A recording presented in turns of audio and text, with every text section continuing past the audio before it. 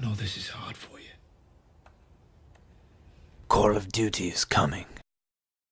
Yo, what is up YouTube? I'm Blitz5, and in today's video I'm going to be talking about the launch of Call of Duty Infinite Warfare and the impact it's going to have on the gaming community. So as I'm making this video, Call of Duty is going to be launching tomorrow, November 4th, but by the time you watch this, Call of Duty has probably already been released. And obviously Call of Duty is a huge franchise and a huge game in the video game world, and especially on console. I think it is one of the most successful games on console ever, probably the most successful franchise ever. The only other games that I can think really top it from a player-based perspective or standpoint would be like League of Legends and World of Warcraft, if even World of Warcraft. I mean, if you go across every title, I mean every platform, PC, PlayStation and Xbox, Call of Duty might beat World of Warcraft. I'd have to check that. Maybe I will and leave it down in the description box below. But anyways, because this game is coming out, it's making me think a lot about all the other FPS games that have come out and what's going to happen in the market. And although Call of Duty has kind of been on decline, and there's been other games nipping at its heels, like the Battlefield series, which I've been playing a lot of, Battlefield 1, Gears of War, Titanfall, all of these other games, FPS style shooters that are kind of nipping at the heels of Call of Duty. And that's not even to mention Overwatch, which is produced by Blizzard, so you know that they're going to be supporting that game and putting a ton of money into it. But Activision Blizzard are the same company, so they're not going to try to over cannibalize themselves in that market.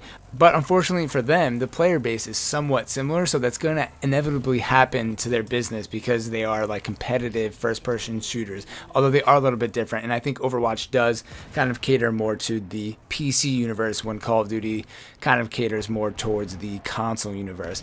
But having said that, it just makes me think more now with Battlefield 1, because that's one of the main games that I'm playing, that if they don't step up what they're doing and put an update to the game or come out with content soon, that I feel like a lot of people are going to move over to Call of Duty Infinite Warfare, including myself. So I'm buying Call of Duty Infinite Warfare, but I was planning on playing Battlefield a lot longer. But now, you know, Battlefield is a great game. I'm really enjoying it. It's a lot better than Battlefield 4. At least the launch has been a lot more successful, a lot better. The game is a lot of fun. There's a lot less issues, but the underlying content just isn't really there. There's not a lot of progression. There's the kind of like create a class.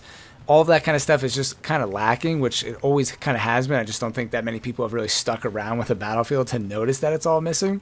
And I think that with Call of Duty coming out and having one of the most interactive, like create a class, customization, unlocking weapons, all the stuff that Call of Duty has, it just trumps over any other game, and it's kind of made for like the ADD FPS shooter mentality, which like a lot of gamers have, because they're just always achieving a reward, constantly hitting that like inner reward system that everybody has, leveling up and then prestiging and all that stuff. It's like rewards on steroids for gamers, and that's what Call of Duty has. So I feel like if Battlefield doesn't do anything about this, that a lot of people are going to move over, like I said, and it's going to drop the player base, and Battlefield will eventually fall to the wayside. I mean, I know there's always going to be the hardcore Battlefield fans that are going to stick with Battlefield, and there's probably a huge percentage of Battlefield players and Gears of War players and Titanfall players that aren't even going to buy Call of Duty. But you know that, like, I think the large percentage, if you look at the gaming industry as a pie, or the FPS gaming industry and all the games that came out in a pie chart, that the biggest pie of people who bought or at least are playing a game at the moment will be in the Call of Duty section, right? And I'm doing a ton of stuff that you guys can't see here with my hands. I just made a pie and all of the sections. But Call of Duty is going to rank supreme. It always does, even though it's futuristic and people are hating on it. All of those haters, well, not all of them, but a lot of them are going to be buying the game anyways, which is hilarious. And that's why I never hate on Call of Duty, because I know that I'm going to buy it. But I'm not hating on Call of Duty here. I hope it's good, and I hope people play it. I just want to see some other options and other games be viable. And I also want to see Battlefield 1 be successful and have these other options. So I hope that EA kind of steps up and competes and kind of tries to fight Call of Duty a little bit, because I just want everyone else's product to be better. And I hope that people aren't wasting too much money buying these games that they're not going to play. Make sure you pick one, try to stick with it, be involved with the community, play the game, level up, go online, play the single player, all that stuff, instead of going out and buying all the games and then just playing one of them like Call of Duty. So anyways, that's this video.